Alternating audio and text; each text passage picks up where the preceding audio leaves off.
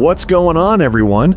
I'm just a regular American, and today I'm reacting to something I honestly didn't even know existed. Canada's JTF2, Joint Task Force 2. Apparently, this is Canada's top secret elite special forces unit, and they're considered one of the best in the world. That already surprised me. Like most Americans, we hear about Navy SEALs, Delta Force, stuff like that. But Canada? Turns out they've got their own serious operators. These guys are insanely secretive. Faces hidden, missions classified, locations never named. That's when you know it's real. This feels like Canada's version of the Navy SEALs. High-risk missions, counterterrorism, global operations. Honestly, the fact that we've never heard of them probably means they're doing their job right.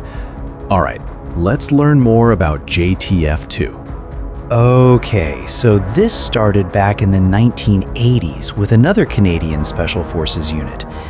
That group was disbanded in 1992, and in 1993, JTF2 took over.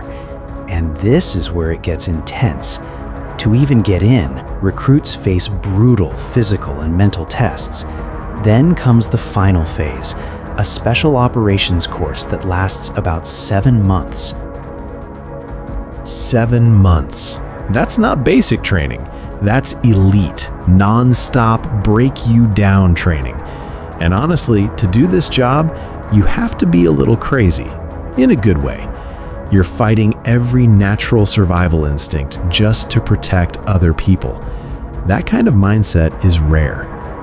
During training, operators learn advanced weapons, insertions and extractions, land navigation, and combat patrols. And here's the wild part. Only about 20% make it through.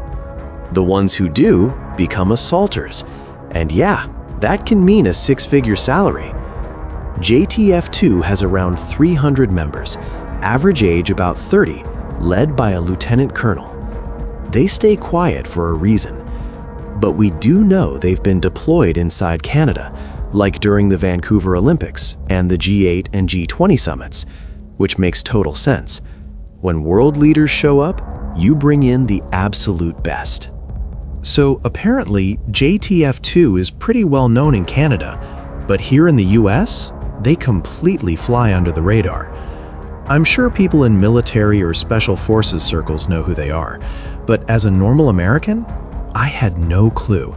And honestly, that's kind of wild. They're scary, but in the exact way you want a unit like this to be. The kind of people you want guarding world leaders and major events. And yeah, this is not the same thing as the Mounties or the RCMP. That's police. This is something else entirely. Way more extreme, way more exclusive, only about 300 operators. Which makes you think, during things like the Olympics, were these guys watching from rooftops the whole time? That's a little unsettling, but also reassuring. They've also operated overseas, places like Bosnia, Rwanda, and Peru, protecting Canadian leaders and soldiers. And later, they worked alongside US and Allied forces in Afghanistan, hunting insurgent leaders and shutting down operations. Which honestly, doesn't surprise me at all. The more I learn, the more it's clear, Canada's military, especially units like this, does way more than Americans give them credit for. We rely on Canada a lot more than people here realize. And yeah, respect where it's due.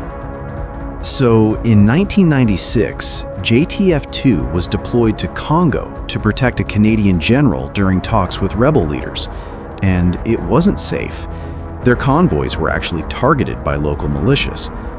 That same year, JTF2 was sent to Haiti, not to fight, but to train and advise local security forces. That surprised me. These guys don't just eliminate threats, they also teach other forces how to handle weapons, stop uprisings, and protect stability.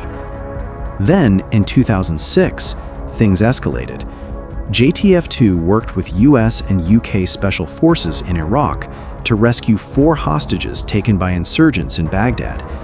I don't even remember hearing about this. The operation was massive. Intelligence from the US, execution by British SAS, and support from JTF2. 3 hostages were rescued. Sadly, 1 didn't make it. That's brutal. But it really shows how closely the US, Canada, and the UK worked together behind the scenes. Quietly, professionally, doing the worst job so other people can live. Heavy stuff, but serious. Wait, is this accurate?